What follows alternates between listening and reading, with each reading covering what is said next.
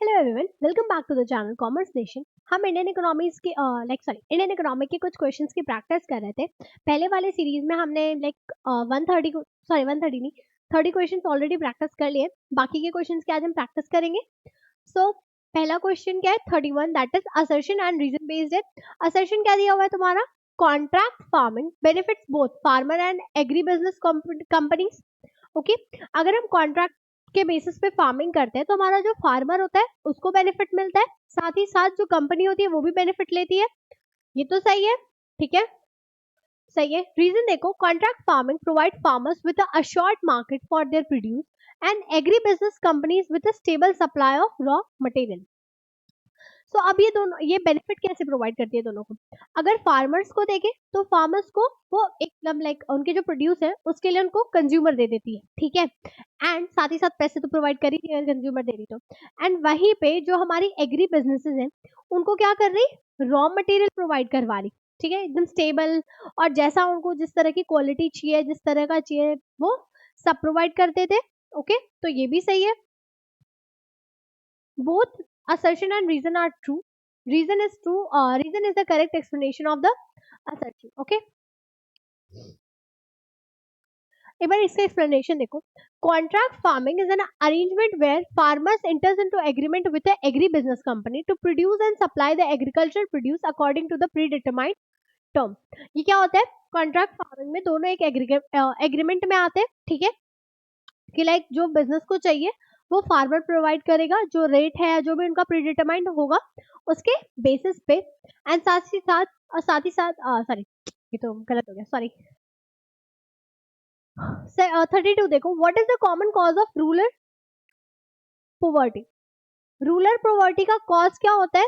That is lack of access to the education, urbanisation, over abundance of agricultural resources, and D, that is high tech industries. So answer क्या होगा? Lack of access to education. अब education नहीं होगा तो jobs के बारे में नहीं पता होगा, बेटर स्किल्स नहीं होगी उनके पास, तो ये सारी रीजन है किस चीज के? पॉवर्टी के उधर। 33, rural industrialisation refers to, rural industrialisation किस चीज से रेफर करता है? A shift from agriculture to urban-based industry, development of small-scale industries in the rural areas, and the migration of rural population to cities in search of the jobs, the expansion of multinational corporation in rural region. So, rural industrialization में हम ये refer करते हैं कि हमारे जो rural areas है वहाँ पे बहुत सारी स्मॉल स्केल इंडस्ट्रीज डेवलप्ड हो, तो option number B is right. 34, which of the following is an example of rural development program in India? इनमें से कौन सा एग्जाम्पल है रूरल डेवलपमेंट का? तो space exploration, National Football League, Pradhan Mantri Jan Dhan Yojana, and D that is international fashion week. तो obviously common sense के साथ सी होगा, प्रधानमंत्री जनधन योजना। एक बार इसका ये देखो explanation. Pradhan Mantri Jan Dhan Yojana is financial inclusion program in India aimed to providing access to banking and financial service to the rural area and underprivileged. प्रधानमंत्री जनधन योजना में हम क्या कर रहे हैं? फाइनेंशियल इंक्लूजन यानी फाइनेंशियल सपोर्ट प्रोग्राम, मतलब लाइक सपोर्ट प्रोवाइड करने की बातें करते हैं, एंड साथ ही साथ बैंकिंग और जितनी भी बाकी सर्विसेज होती है फाइनेंशियल सर्विसेज से रिलेटेड वो सब प्रोवाइड करते हैं अंडर प्रिविलेज्ड एरियाज में, अंडर प्रिविलेज्ड पीपल्स को। 35, what is the significant goal of the cooperative movement in rural area? कौन सा इसमें से significant goal है किस चीज का? cooperative movements का। तो option A that is maximising the individual profit, encouraging the urbanization, C promoting the competition among the farmers, and D that is improving collective economic well-being. So इसका cooperative movement का क्या होगा? Maximising the encouraging, एक second मुझे देखने दो।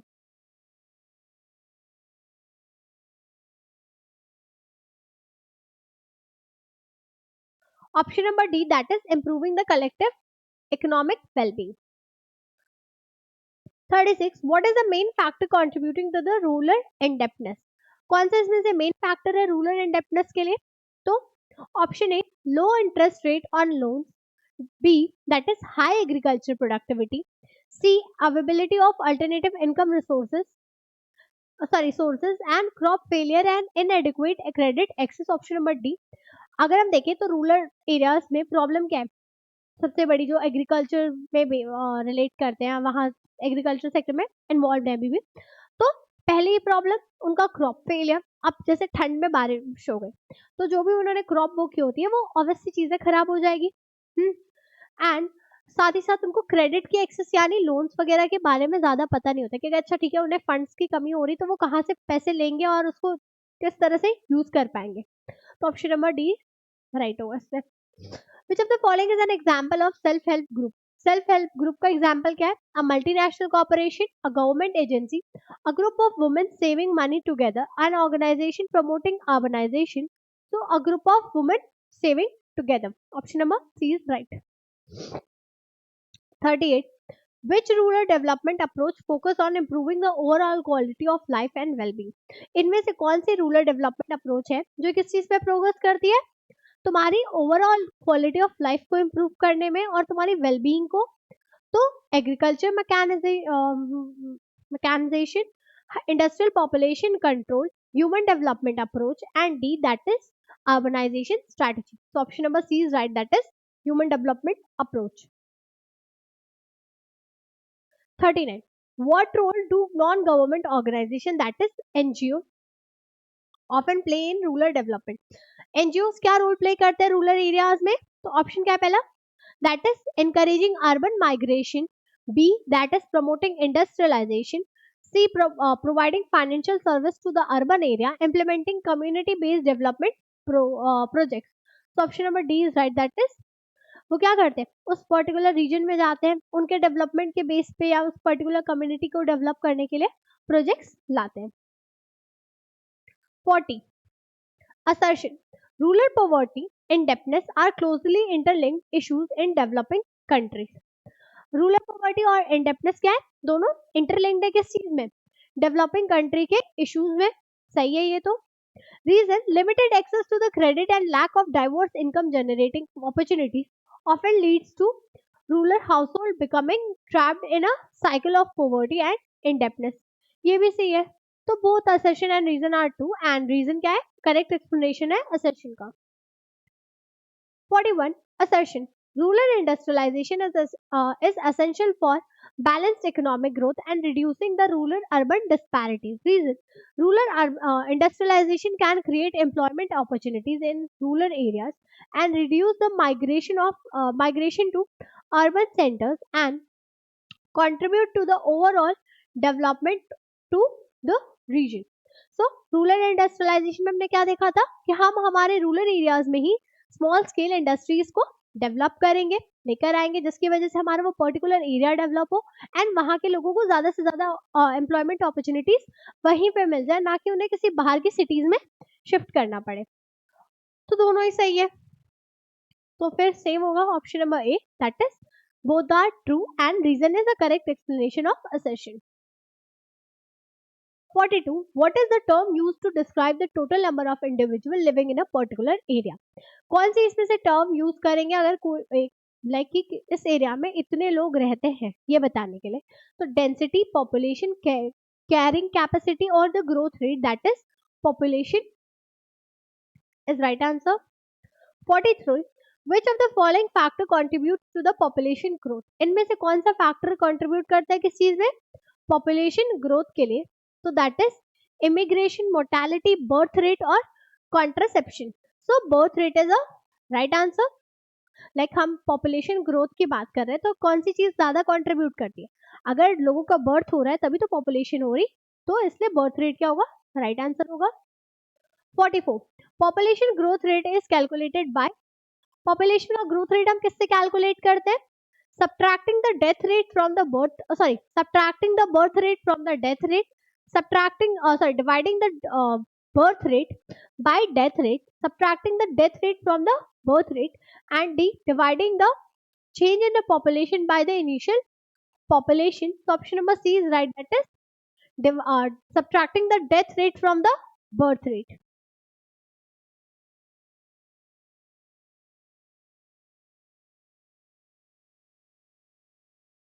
45 which term refers to the maximum number of individual an environment can support substantially.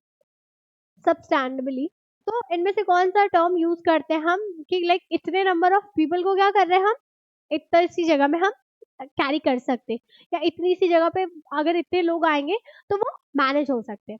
तो उसके लिए कौन सी टर्म होती है? Birth rate, death rate, carrying capacity और फर्टिलिटी रेट. तो option number C is right, that is carrying capacity. Okay.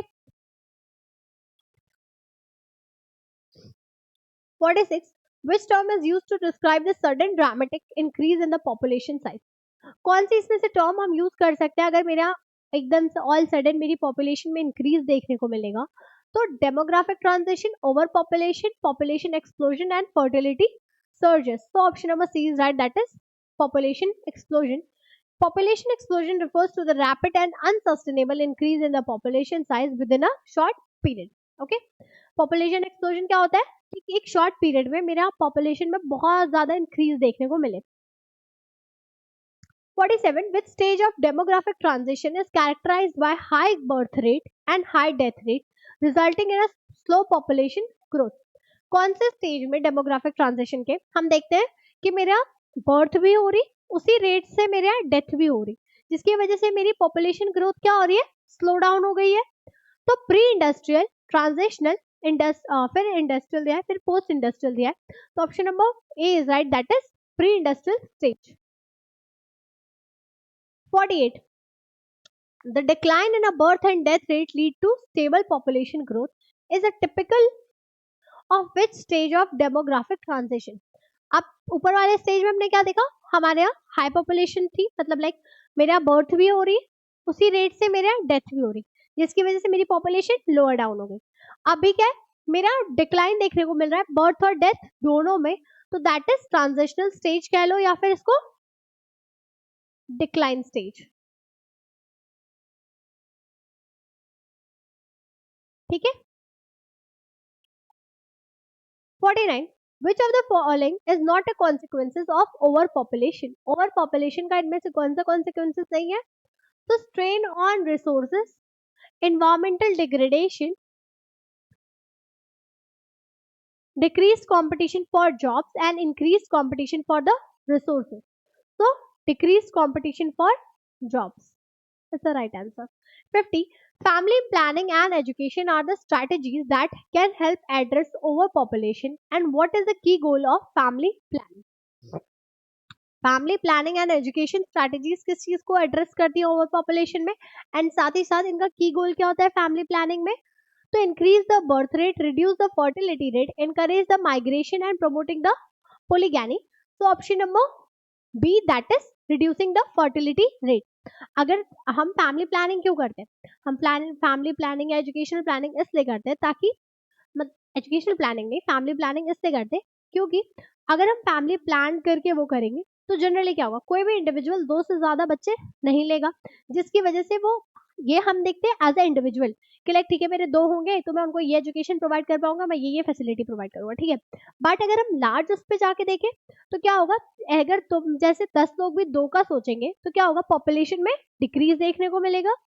Okay, तो इससे हम गेट देखते हैं कि रिड्यूस करते हैं हम अपनी फर्टिलिटी रेट में. 51 which region of the world is currently experiencing the highest population growth rate. कौन सा रीजन इस टाइम पे सबसे ज्यादा हाईएस्ट पॉपुलेशन देख रहा है? तो that is Europe, North America, Asia और Australia. So it is Asia. 52 which of the following statement is true regarding the relationship between population growth and resources.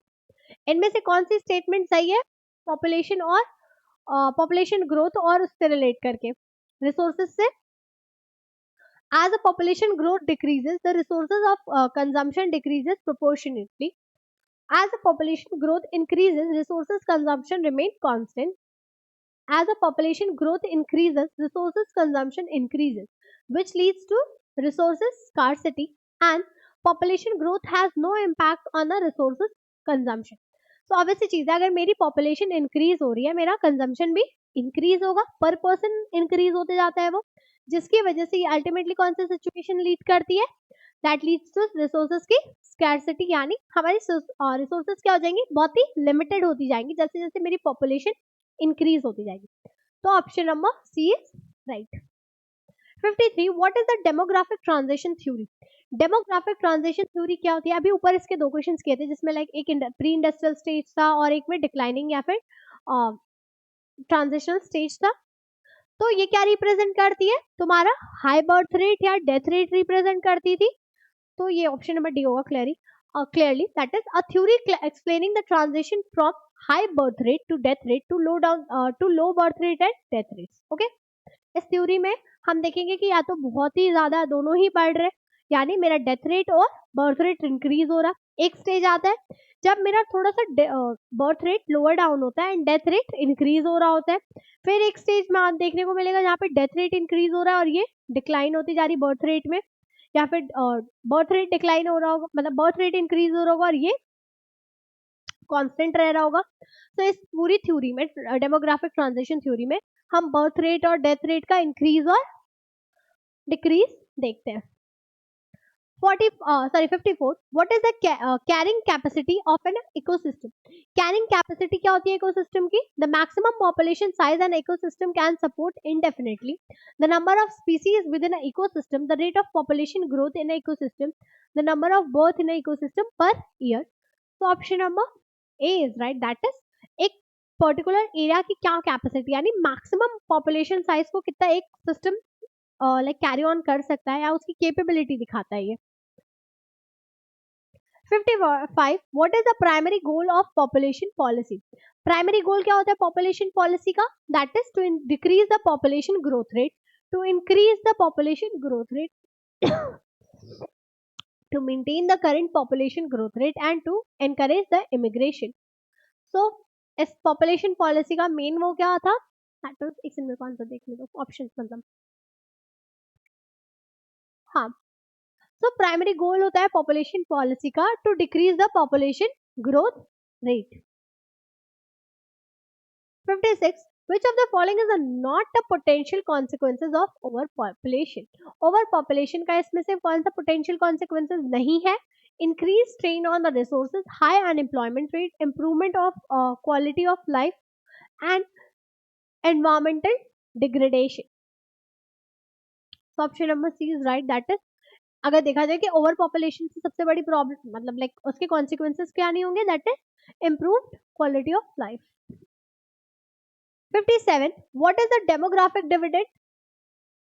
Demographic dividend क्या है? A sudden increase in a birth rate, a decrease in a working age population, a period of economic growth due to the favorable age distribution and a decline in a life expectancy।